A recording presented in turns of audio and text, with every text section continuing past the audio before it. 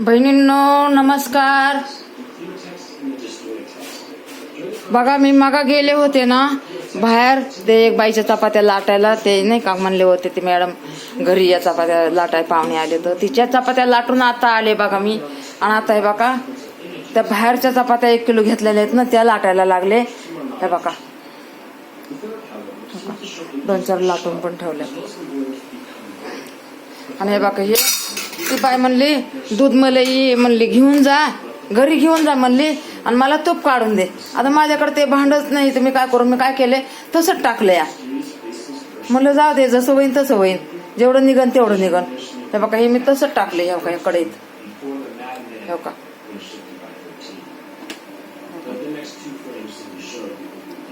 त्या कढईमध्ये मी तसं टाकले. आता जेवढं निघन तेवढं निघन, मी तरी काय करणार. ती बाई म्हणली नाही का मला वेळच नाही, ती मॅडम म्हणली मला वेळच नाही ताई, तेवढं करून आणा तुमच्या घरी येऊन. मी म्हणलं बाई आता मी कशावर करू, आमच्या घरी पण ते मिशन नाहीये नाही का. हे बघा एका हातात मोबाईल धरलाय नाही, एका हाताने चपाती टाकायला लागले. बघा ना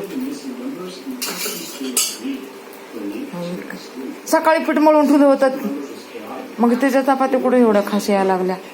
बघा हे बघा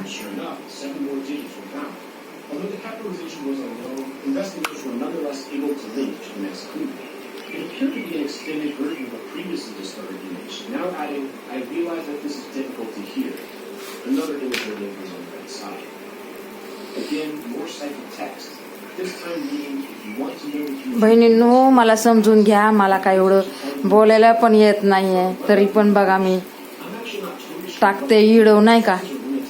तर काय करणार हो, काम पण मला होय नाही ना. मग जाऊ द्या म्हणलं, बोलू तरी म्हणलं माझ्या आया बहिणींना मोबाईलवर नाही का, म्हणून मी हे करायला लागले. तर मला सगळे वरडायला लागलेत ना, काय करायला लागली नाही का. आता सगळे कामाला गेलेत ना, म्हणून या बघा मी लागली वापस करायला. आता लेकरं पण गेले बाजूवाल्या पोरीकडून, मी आता हे तिच्याकडूनच चालू करून घेतलाय. आता तिलाच बोलू बंद करायला. आता बंद करते मोबाईल नाही का. झाल्या थोड्या चपात्या नेऊन देते मी. आता ते घ्यायला नाही येणार, मी घेऊन जाणार आहे.